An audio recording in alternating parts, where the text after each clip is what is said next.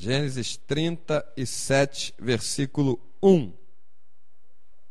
José é vendido por seus irmãos, diz assim a palavra do Senhor. E Jacó habitou na terra das peregrinações de seu pai, na terra de Canaã. Estas são as gerações de Jacó. Sendo José de 17 anos, apacentava as ovelhas com seus irmãos, e estava este jovem com os filhos de Bila e com os filhos de Zilpa, mulheres de seu pai. E José trazia uma má fama deles a seu pai. E Israel amava José mais do que a todos os seus filhos, porque era filho da sua velhice. E fez-lhe uma túnica de várias cores. Vendo, pois, seus irmãos que seu pai o amava mais do que a todos os seus irmãos, aborreceram-no e não podiam falar com ele pacificamente. Sonhou também José um sonho que contou a seus irmãos, por isso o aborreciam ainda mais. E disse-lhe: ouvi e peço-vos este sonho que tenho sonhado. Aí ele começou a contar o sonho aqui para os seus irmãos. E aqui no versículo 11 diz: seus irmãos, pois, o invejavam, seu pai, porém, guardava este negócio no seu coração. E seus irmãos foram apacentar o rebanho de seu pai, junto de Siquém. Disse, pois, Israel a José, Israel é Jacó, né? Não apacente os teus irmãos junto de Siquém. Vem, enviar-te-ei a eles. E eles lhe disse: eis-me aqui. E ele lhe disse: ora, vai e vê como estão teus irmãos e como está o rebanho, e traze-me resposta. Assim o enviou do vale de Hebrom, e José veio a Siquém. E achou um varão, porque ele andava errado pelo campo, e perguntou-lhe o varão, dizendo: que procuras? E ele disse: procuro meus irmãos. Dize-me, peço-te, onde eles apacentam? E disse aquele varão: foram-se daqui, porque ouvi-lhes dizer: vamos a Dotã. José, pois, seguiu seus irmãos e achou-os em Dotã. E viram-no de longe, e antes que chegasse a eles, conspiravam contra ele para o matarem. E disseram uns aos outros: eis lá vem o sonhador mor. Vinde, pois, agora e matemo-lo, e lancemo-lo numa destas covas. E diremos: uma besta fera o comeu, e veremos que será dos seus sonhos.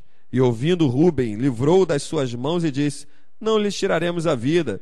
Também lhes disse Rúben: não derrame sangue, lançai-o nesta cova que está no deserto, e não lanceis mão dele, para livrá-lo das suas mãos e para torná-lo a seu pai. E aconteceu que, chegando José a seus irmãos, tiraram a José a sua túnica, a túnica de várias cores que trazia, e tornaram-no e lançaram-no na cova, porém a cova estava vazia, não havia água nela. Depois assentaram-se a comer pão, e levantaram os olhos e olharam, e eis que uma companhia de ismaelitas vinha de Gileade. E seus camelos traziam especiarias, e bálsamos, e mirra, e iam levar isso ao Egito. Então Judá disse a seus irmãos: que proveito haverá em que matemos o nosso irmão e escondemos a sua morte? Vinde e vendemo-lo a estes ismaelitas, e não seja nossa mão sobre ele, porque ele é nosso irmão, nossa carne. E seus irmãos obedeceram. Passando, pois, os mercadores medianitas, tiraram e alçaram a José da cova, e venderam José por 20 moedas de prata aos ismaelitas, os quais levaram José ao Egito. Vamos enumerar umas perdas que tiveram na vida de José, e depois você vai ver o que Deus fez com ele. Primeira, José perdeu o amor de seus irmãos. Porque quem quer matar, ou quem pensa em matar, não pode amar. Se a Bíblia diz: não matarás, tu pensa em matar alguém, tu deseja a morte de alguém, Deus não está na tua vida, o Espírito Santo não está na tua vida. Até dos nossos inimigos Jesus fala: orai pelos que vos perseguem, para que se tornem filhos do vosso Pai Celestial. Você pedir justiça a Deus não é você pedir a morte dos teus inimigos, é pedir que Deus faça justiça. Mas os irmãos de José, intentaram por um momento matá-lo. Um intercedeu e disse: não vamos derramar sangue do nosso irmão. Então, José começou, os seus irmãos não amavam, seus irmãos planejaram matá-lo, Por um instante planejou. Não fizeram, mas planejaram. Seus irmãos lançaram ele dentro de uma cova, que por intervenção divina, aquela cova não estava cheia d'água. Não, ele poderia ter morrido afogado dentro dela. Lançaram ele dentro de uma cova. Você vê que a Bíblia narra, mostrando que a cova estava vazia, não estava com água. José foi vendido para um povo estranho. José foi tratado pelos seus irmãos como escravo. Foi vendido como escravo. José foi parar numa terra estranha, no meio de povos estranhos, que serviam a deuses falsos, mentirosos e estranhos. José entrou dentro de uma cultura como escravo, escravizado no Egito. José foi caluniado na casa de Potifar e parou dentro da cadeia. José ficou na cadeia cerca de 12 anos e saiu da cadeia depois para sentar onde? No trono, do lado do trono de Faraó. Ao lado de Faraó. Agora, olha quantas coisas se passaram dentro da mente de José. Quantas coisas ele se passou na alma de José, que envolve os sentimentos. E quantas coisas se passaram no coração de José, que é o centro das decisões, onde as decisões são geradas. Observa só uma coisa interessante. José perdeu muita coisa.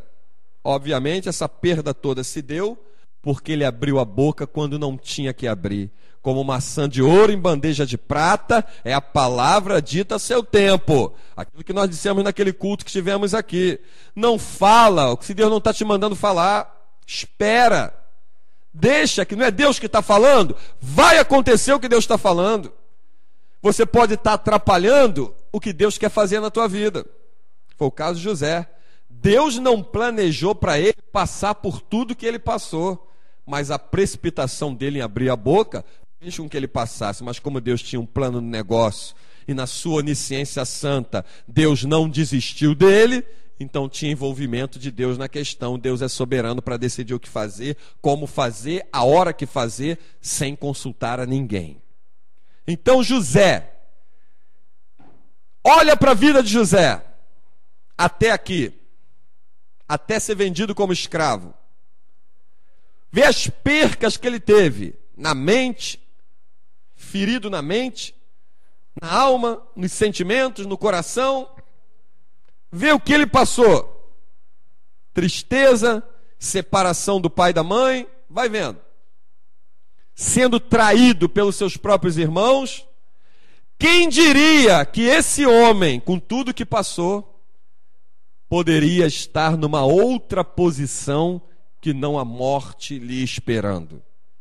O que se espera de um escravo? Que se torne senhor? O que se espera de um escravo? Que se torne bem-sucedido? Que se torne dono de alguma coisa? Escravo. Uma das grandes coisas que faz a pessoa permanecer na escravidão é ela se conformar que nasceu para viver na escravidão. Mas você nasceu para ser glória e luz de Deus nessa terra, amém? Levanta a tua mão e diga isso. Eu nasci para ser glória de Deus.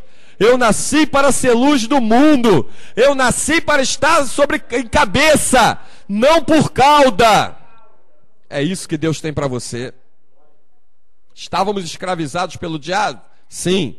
Mas Jesus Cristo derramou o seu sangue na cruz e pagou o preço pela nossa vida. Nos resgatou das garras de Satanás. Agora nós somos servos de Cristo. Aí você diz assim para mim, mas a palavra servo significa escravo. Continuamos sendo escravo? Mas olha como é que o diabo trata os seus escravos. Olha só. E olha como é que Jesus trata os seus. E nós somos escravos de Jesus por opção, por decisão e por vontade. Estávamos como escravos de Satanás, muitas das vezes sem saber que estávamos o servindo. Estávamos sem poder ter o direito de escolher, porque estávamos cegos. Um cego não tem como escolher, ainda que esteja solto, para onde ele vai. É guiado por alguém, e esse alguém é que toma a decisão por ele. Mas Jesus Cristo descortinou os nossos olhos, nos curou, nos limpou, e Ele disse, olha, Te resgatei como escravo, agora eu chamo vocês de filhos, disse Jesus. Eu não tenho vocês como servos, tenho vocês como amigos. Tudo que eu tenho recebido do meu Pai, tenho feito vocês saber. Co-herdeiros com Cristo. Somos herdeiros de Deus. Jesus preparou uma cidade que nenhum arquiteto na sua mais brilhante imaginação poderia desenhá-la. Jesus preparou uma cidade que não tem noite, a Nova Jerusalém Celestial, que só a revelação maravilhosa do Espírito poderia ter trazido até João. A Nova Jerusalém que desce da parte de Deus. Então, estávamos como escravos de Satanás. Para Deus começar a restituir alguma coisa na tua vida, Ele quer que você se livre dos costumes da escravidão passada. Presta bem atenção nesse primeiro ponto. Aleluia. É aquela história do elefantinho. Prende ele com uma corrente fininha quando ele é filhote. Ele vai se tornar um elefante adulto e aquela corrente fininha vai continuar mantendo a pata dele presa. Por quê? Porque na mente dele, ele ainda tem os conceitos de quando era filhote, de que tentou e não conseguiu sair daquela corrente. Agora, como adulto, ele não quer nem mais tentar. Isso acontece com muitos seres humanos. Está levando aquela vida de escravidão nas garras do diabo, até vem para Jesus. Veio para Jesus, aceitou Jesus, está indo para a igreja, está caminhando com Cristo, glória a Deus, aleluia. Muita coisa mudou, mas Deus quer que tudo seja totalmente novo e mudado. Jesus não muda muita coisa, Ele muda todas as coisas. Isso é diferente. Mas aonde que tem que começar agora? Aonde está a escravidão? A escravidão começa pela cabeça.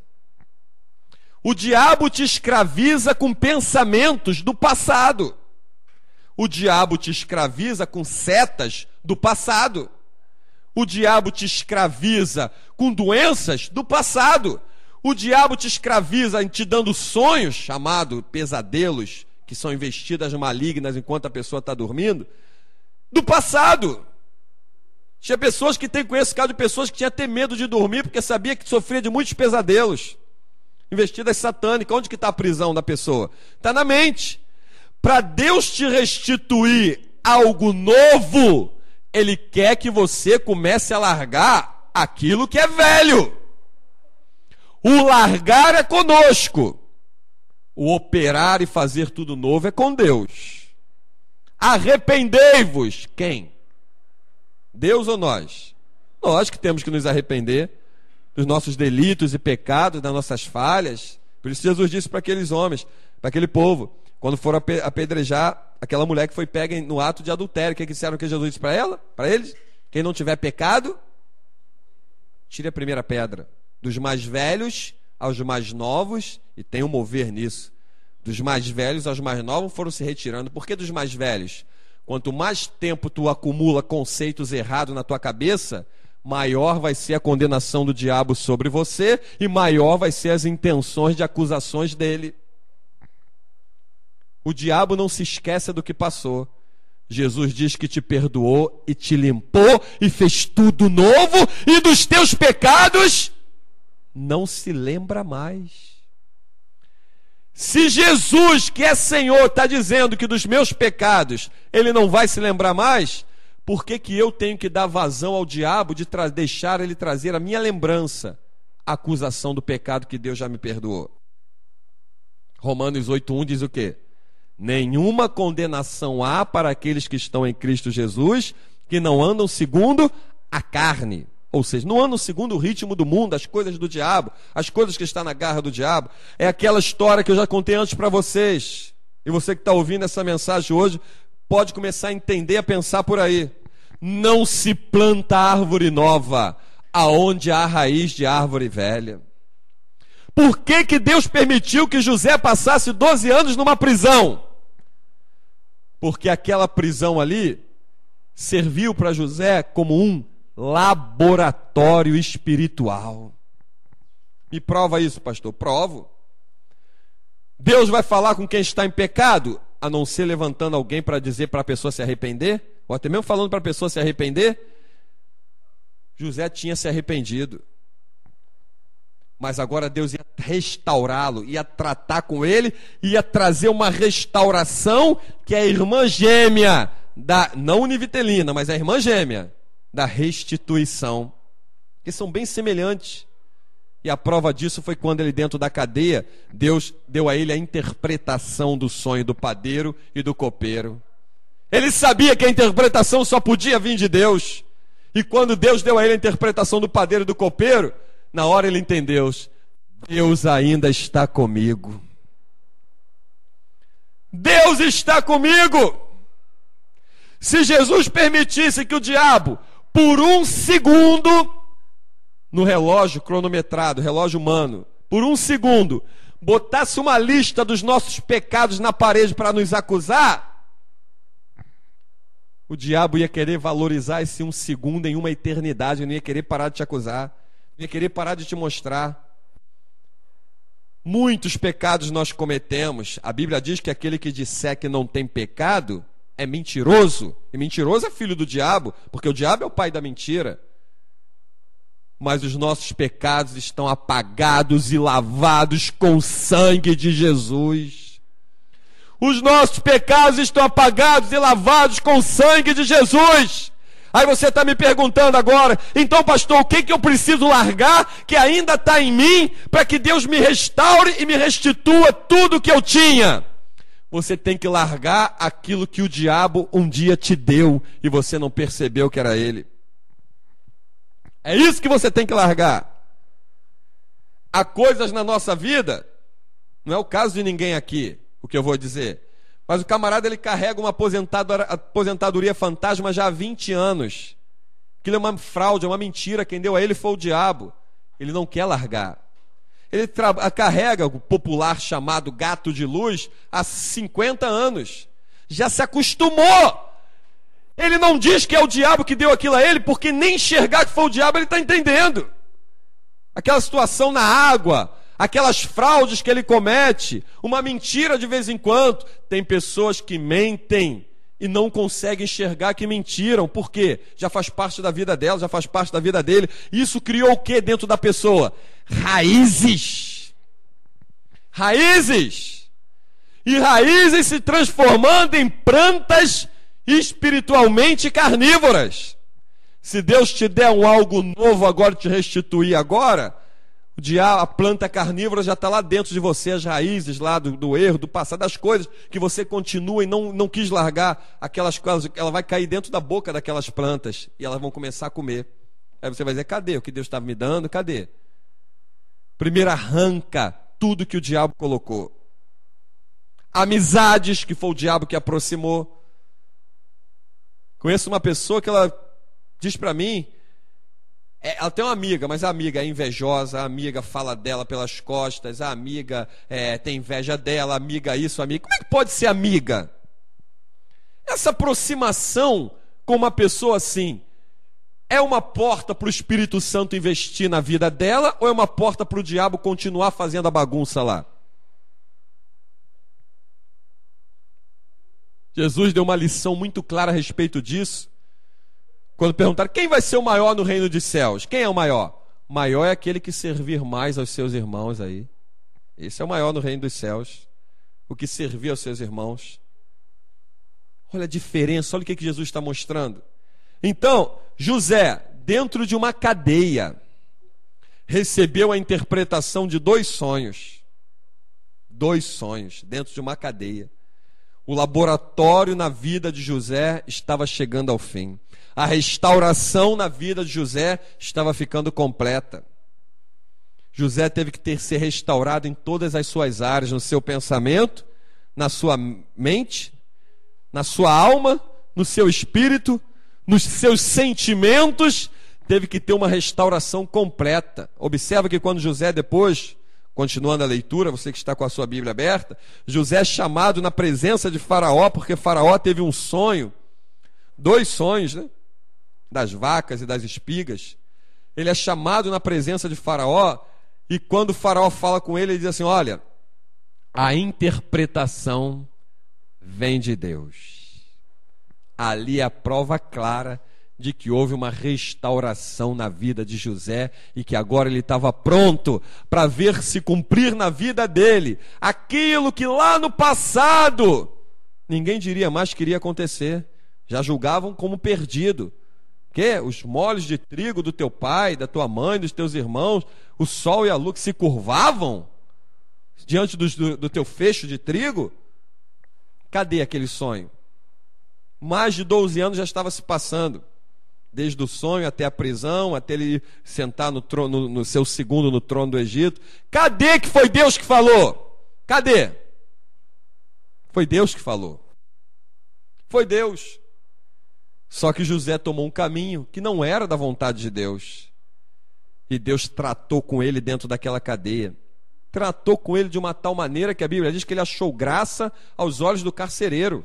Já deixava o carcereiro, deixava ele responsável pelos outros presos. Deixava ele livre lá dentro da cela, como responsável pelos outros presos.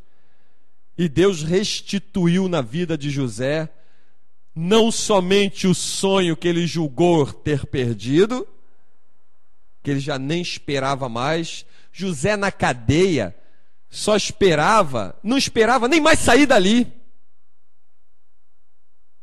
Ele guardava dentro dele o temor a Deus. Você não vê a Bíblia mostrando José fazendo uma oração de dentro da cadeia, pedindo a Deus que o livrasse da cadeia. Vê se tu acha aí. Então, quando Deus é o pastor da nossa vida, tudo que o Senhor tem para entregar é no tempo dele, na hora dele, no momento dele. Mas ele antes trabalha com a gente para restaurar. Ele trabalha dentro da gente para restaurar, para tratar conosco o que se passa dentro de nós. Quem quer ser restaurado nessa noite em nome de Jesus? Pastor, mas não é um culto sobre restituição? Depois da restauração vem a restituição. Creia nisso em nome de Jesus e diga glória a Deus. Creia nisso. Depois da restauração vem a restituição. Primeiro tu faz um vaso novo, depois tu bota especiaria preciosa dentro dele. Tu não bota dentro dele simplesmente porque ele se encontra vazio. Nem tudo que está vazio está pronto para ser cheio. Mas o que está restaurado já foi examinado pelo olheiro. Agora ele pode ser cheio. Jesus disse que aqueles homens são como juntando dinheiro em saquetel furado. O saco está lá, mas não estão percebendo que está furado. Está vazio, mas não está pronto para ser cheio. Fala, Espírito Santo, manda uma unção sobre a minha vida nessa hora. Uma unção de deixar eu enxergar proezas vindo da tua parte. Aleluia, glória a Deus. Aleluia. Com a tua unção, Espírito Santo, diga isso. Eu serei imbatível, indestrutível, alterado somente pelo teu poder, mas nunca alterado pela vontade de demônio, nem por interferências de homens. Deus de Abraão, aleluia, glória a Deus.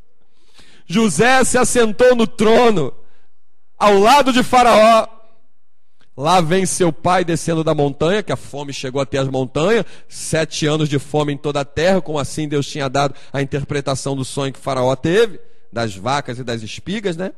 7 anos de fome em toda a terra e 7 anos anteriormente de fartura. Olha como é que é importante você estar restaurado. Só o restaurado consegue guardar. Só o restaurado, está mandando te dizer o Espírito Santo, consegue ter reservas. Quem não é restaurado só vive de momentos. Aleluia. Glória a Deus. Segura isso. Aleluia. Jesus multiplicou quantos pães e quantos peixes? 5 pães e 2 peixinhos. Alimentou quantos? Uma multidão. Fora as crianças e mulheres. Sobrou quantos cestos? 12. Por que esse milagre aconteceu? Porque Jesus encontrou um no meio do povo, um jovem, que andava com reservas. Reservas. Tu pensa que o que tu tem é pouco? Te diz o Espírito do Senhor. Tu não imagina o que eu posso fazer com pouco que tu tem, tu diz que tem. Ele disse para aquele pastor na carta, em Apocalipse: apesar da tua pouca força, tu não negaste o meu nome. Agora olha só, olha o que eu vou fazer contigo. Olha o que eu vou fazer.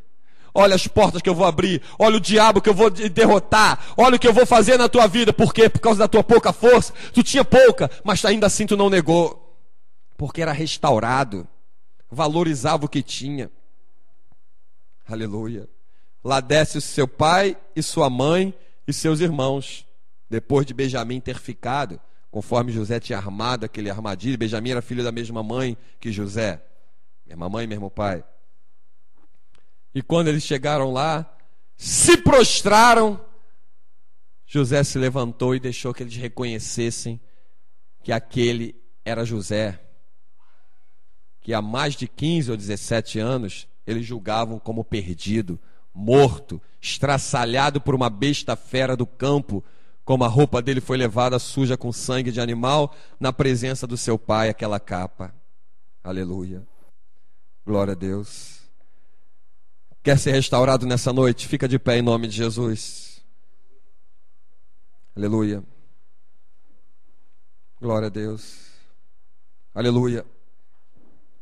Glória a Deus. Sabe por que que Pedro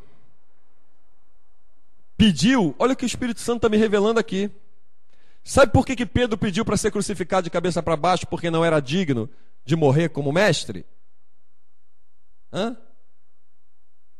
Aquele símbolo de se pôr de cabeça para baixo é que Pedro queria se despojar de todas as imundícies dessa terra que um dia ele viveu. Era como se Pedro fosse um vaso e agora se encheu de tanta besteira no decorrer da vida nessa terra, antes de andar com Jesus, de ter conhecido Jesus, e agora de cabeça para baixo ele estava mostrando: eu estou contrário a tudo aquilo que um dia eu vivi lá fora. Eu quero ir para a glória.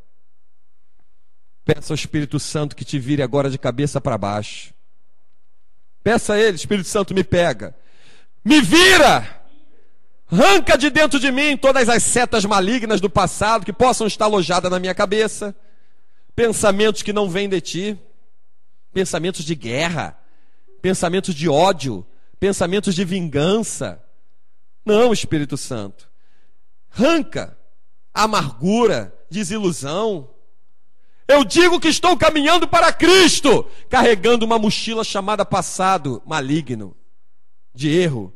Não. Arrebenta as correntes dessa mochila, Senhor.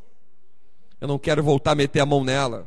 Agora me enche do alto, da tua sabedoria, da sabedoria que venha do alto, meu Pai. Me enche de conhecimento, me enche de sabedoria, me enche de inteligência, me enche da tua graça, me enche do teu poder, me enche da tua unção, me enche do teu renovo. Mete as tuas mãos por dentro de mim, Espírito Santo, e vai me restaurando por dentro. Vê, Espírito Santo, aonde eu estou dando brecha, e me ajuda, tampa elas, tampa as rachaduras no vaso. Me enche de um renovo nessa noite. Me enche de um azeite novo, restaura a minha lamparina. Eu não quero chegar no final da minha caminhada, depois de ter posto muitos na corrida e ficar desclassificado. Quantos dias de calor eu fui para a igreja? Quantos dias de sol eu fui para a igreja? Quantos dias de chuva eu fui para a igreja? Quantos dias de sereno eu fui para a igreja? Quantos dias de neve eu fui para a igreja? Quantos dias de frio eu fui para a igreja? Quantos dias sentindo mal eu fui? Arrastado eu fui e agora ficar desclassificado no final, perto do arrebatamento. Espírito Santo, me ajuda. Me ajuda, Espírito do Senhor. Eu quero ser restaurado como foi José. Eu quero ser restaurado, meu Pai.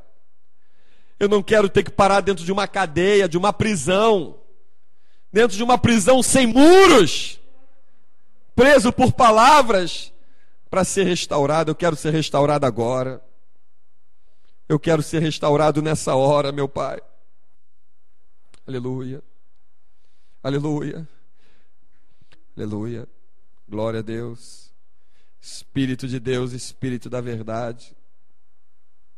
Espírito do Deus vivo, que tudo conhece. Restaura-nos, Pai. Que Cristo, com essa bendita e santa palavra, nos abençoe, e a Ele, o Deus Todo-Poderoso, seja sempre toda a glória.